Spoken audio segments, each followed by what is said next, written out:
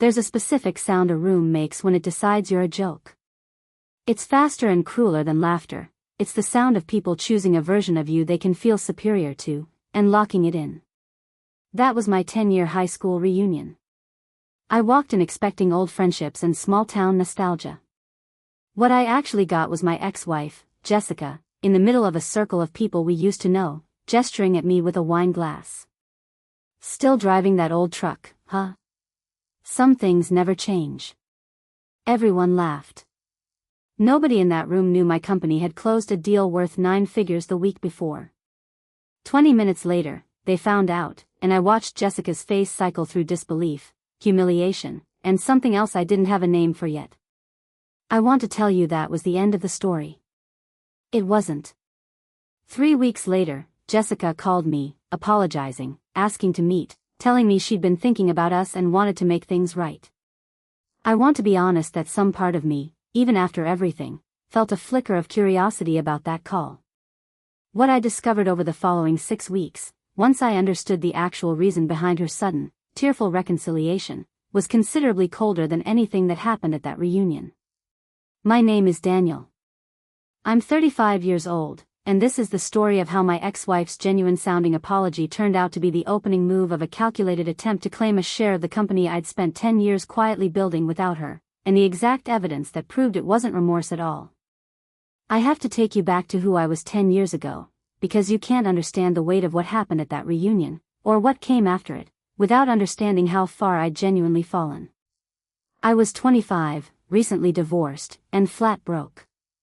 Jessica and I had married right out of high school, young and hopeful, convinced we were the exception to every warning anyone gave us. She was the one.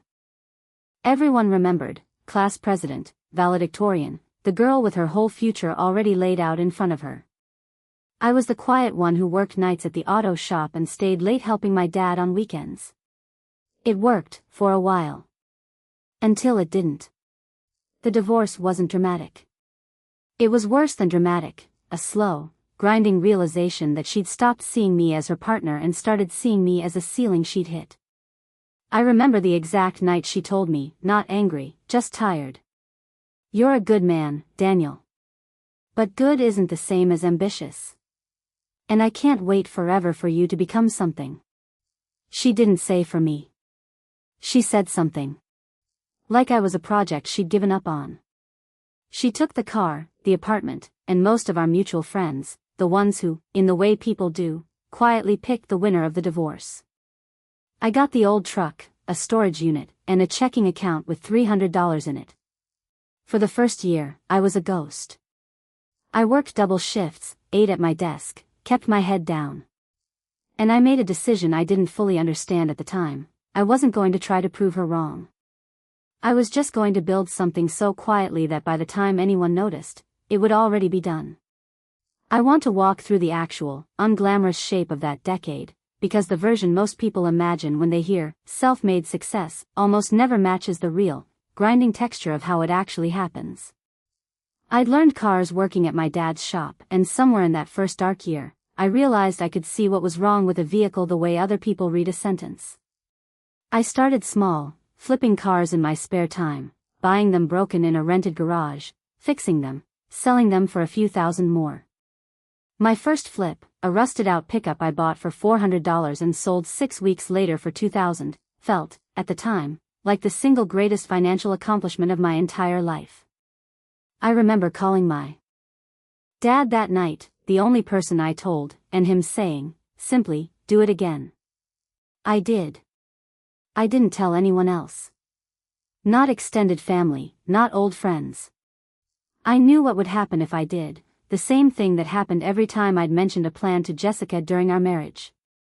A polite nod, then a quiet wait for me to fail.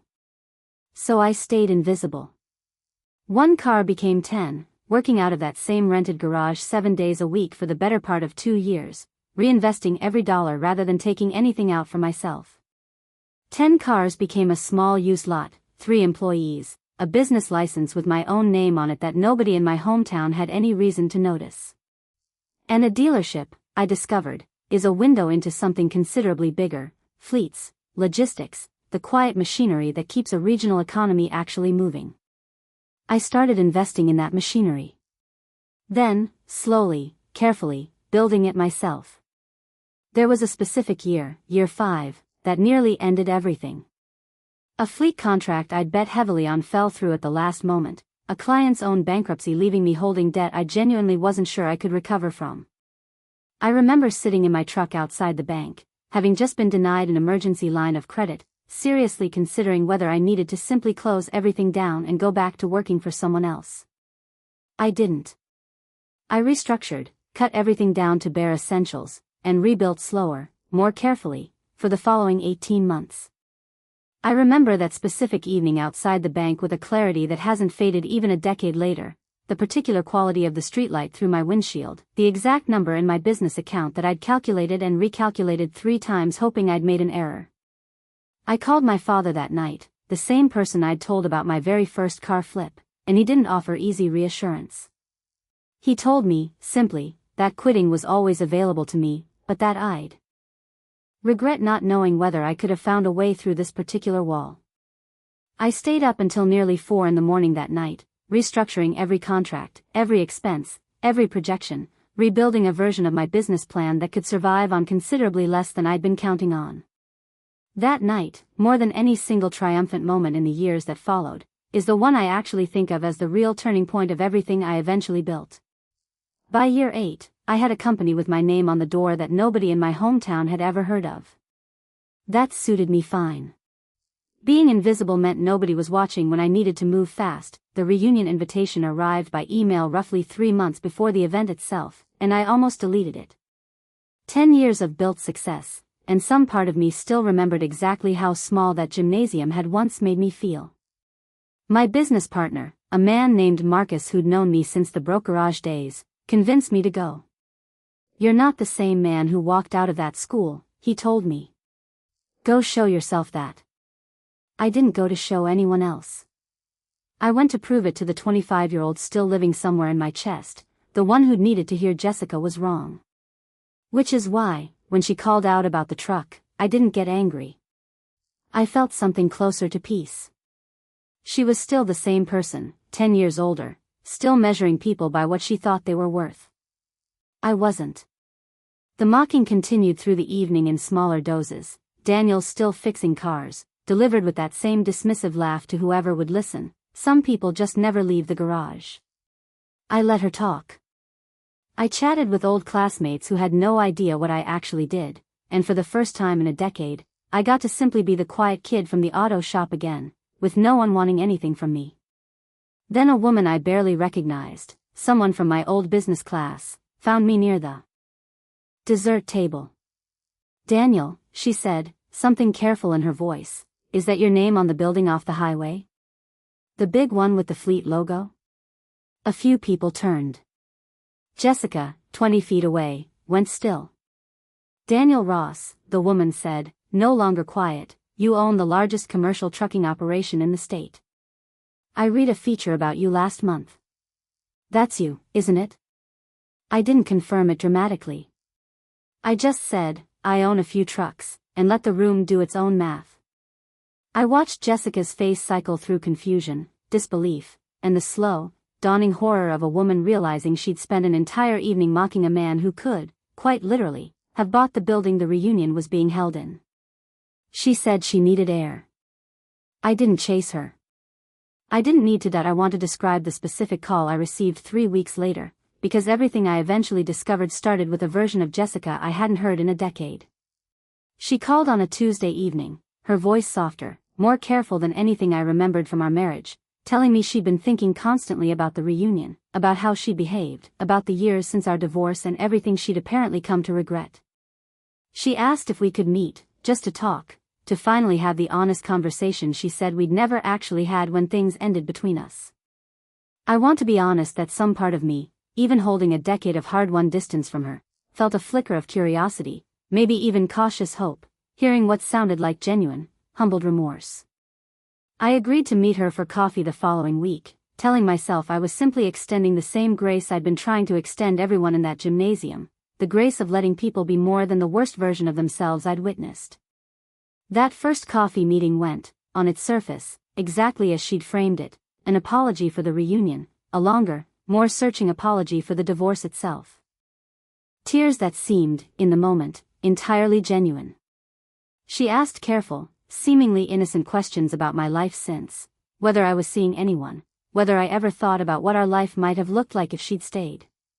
It was 3 additional meetings later, during a conversation that shifted, gradually but unmistakably, toward questions about my company's structure and ownership, that I felt a specific, cold recognition I hadn't expected to feel at all. I want to describe the specific pattern of questions that finally, fully alerted me, because individually, each one might have passed as ordinary curiosity from someone genuinely trying to reconnect. Jessica asked, during our 4th meeting, whether the company had been formally incorporated before or after our divorce was finalized, a detail she framed as simple curiosity about the timeline of my success. She asked, in a separate conversation, whether I'd built the business entirely from personal savings or had used any joint assets from our marriage as early startup capital, a question that struck me, even in the moment, as oddly specific for someone claiming to simply want reconciliation.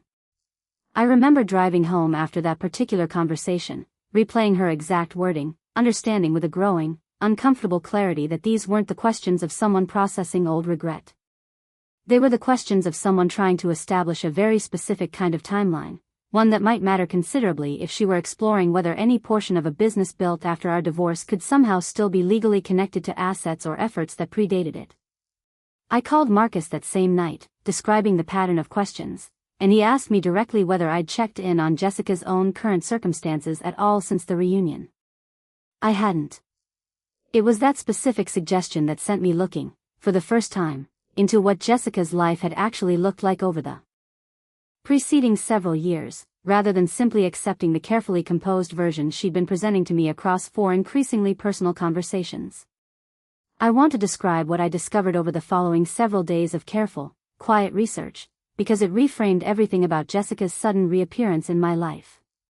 Public records showed Jessica had gone through her own divorce roughly 2 years earlier, from a second marriage that had ended, according to court filings I found through routine public search, with a substantial division of debt rather than assets, her former husband's own business having failed catastrophically in the years before their split. Additional records showed a pending civil judgment against her personally, related to that same failed business, for an amount that struck me as genuinely significant relative to what I understood of her current financial circumstances. I found, through a mutual acquaintance I reached out to carefully, that Jessica had, in the months before the reunion, consulted with at least one family law attorney regarding what she described, according to this acquaintance, as options regarding her first marriage, a detail that took my growing unease and transformed it into something considerably more concrete and alarming. I retained my own attorney the following week, a careful, direct practitioner named Patricia Alvarez who specialized in business and family law matters. Once I understood I needed guidance considerably beyond what my own quiet research could responsibly provide, Patricia explained, once I described the entire situation, exactly what Jessica might realistically be exploring, and why the timeline questions mattered so significantly. She explained that while our original divorce settlement, finalized a decade earlier, had been straightforward and complete under the law at the time, certain legal theories, rarely successful but occasionally pursued, attempt to argue that a business substantially built using skills, contacts, or early capital developed during a marriage should be considered, at least partially, a marital asset subject to later claims, particularly if a former spouse can construct an argument that the original settlement failed to adequately account for the business's eventual value or origin. Patricia was clear that such claims face significant legal hurdles, particularly a full decade after a finalized divorce, but explained that Jessica's own attorney might be exploring exactly this kind of theory, testing whether enough ambiguity existed in the original settlement's language, or in the precise timeline of my early car flipping work, to construct a viable claim, however long shot, particularly given the scale of my company's current value. Patricia also explained something that reframed my entire understanding of Jessica's sudden warmth toward me. Given her own recent divorce, the pending civil judgment, and what appeared to be genuine, serious financial distress, Jessica had considerable, tangible motive to explore any available legal avenue toward my company's assets, regardless of how genuinely unlikely that avenue was to actually succeed in court. That I want to describe the specific, careful process Patricia and I undertook over the following several weeks, building a comprehensive, documented case establishing exactly when and how my business had actually developed, entirely independent of anything connected to our marriage.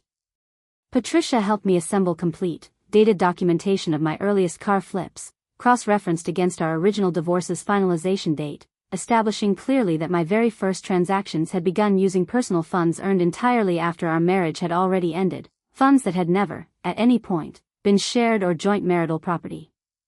She also helped me document, comprehensively, the specific timeline of the company's later growth, establishing a clean, defensible record.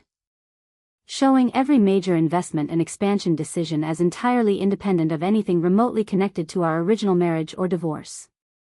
I want to be honest about the specific, exhausting irony of this process, spending weeks carefully documenting and defending success I'd built specifically to never again need anyone else's validation, now forced to formally, legally prove that same success belonged entirely to me, to protect it from the very person whose doubt had originally driven me to build it in complete secrecy. That I confronted Jessica once Patricia and I had assembled sufficient documentation, arranging to meet her at the same coffee shop where our reconciliation conversations had begun.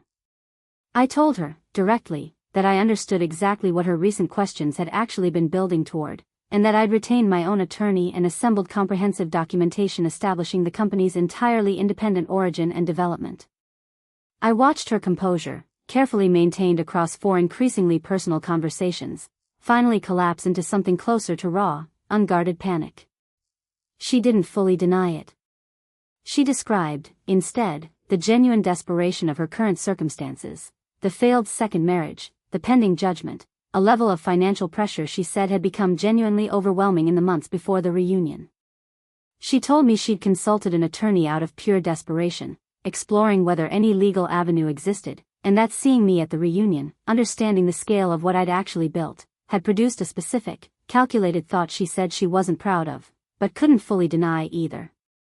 I asked her directly whether any part of her apparent remorse at the reunion, or across our subsequent conversations, had been genuine, or whether all of it had simply been the opening move of a calculated attempt to access my company's assets.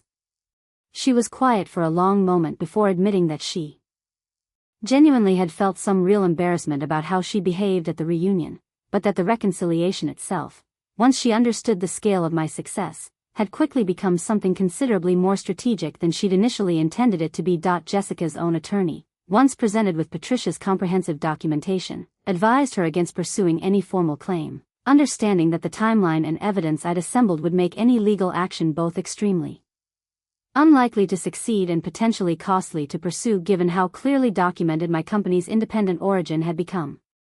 Patricia and I formalized a clear, legally binding acknowledgement from Jessica, confirming she had no ongoing or future claim to any portion of my company or its assets, a document I insisted on specifically to ensure this entire situation could never resurface again in some future, similarly calculated form. I want to be honest that resolving this situation legally, while necessary, left me with a considerably more complicated emotional aftermath than the reunion itself had. I'd spent that gymnasium evening finding a genuine, hard-won peace with who Jessica was and who I'd become. This second betrayal, layered directly on top of that peace, forced me to understand that her capacity for seeing me as a means to an end hadn't actually changed at all, only the specific form her calculation happened to take. That I want to share what I've come to understand, in the months since all of this concluded, about the specific, layered nature of the peace I'd believed I'd already found at that reunion. I think I'd assumed, walking out of that gymnasium, that Jessica's mockery and my quiet, decade-long success represented the complete, final chapter of whatever story existed between us. What I learned instead is that peace built entirely around someone else's absence remains genuinely vulnerable the moment that person reappears with a new, more sophisticated angle. Real peace, I've come to understand, has to be resilient enough to withstand not just an ex-wife's cruelty, but her calculated attempt at reconciliation too, without losing the clarity and self-respect I'd spent 10 years quietly building. I don't regret extending Jessica the initial grace of believing her apology might be genuine.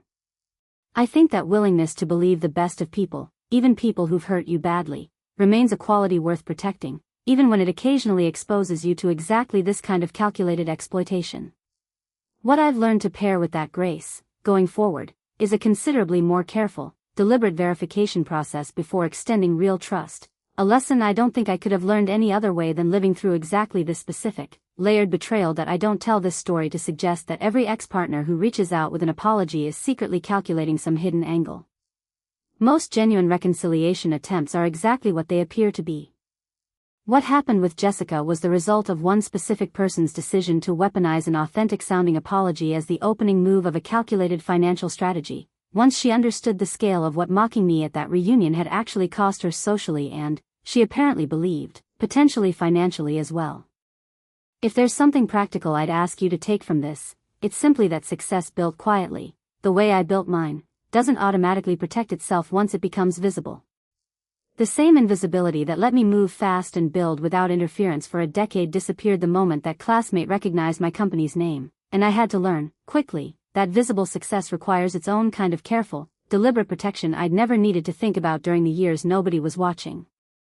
I drove home the night of my confrontation with Jessica the same way I drove home from that original reunion, in the same old truck I'd kept for 10 years, not as a trophy of where I'd been, but as a reminder of exactly who I still am underneath everything I've built. Jessica thought she knew what my life was worth twice now, once at my lowest, and once again when she thought she'd found a clever way back into it. She was wrong both times, for exactly the same reason. She measured me by what she thought I could give her, and never once by who I'd actually decided to become.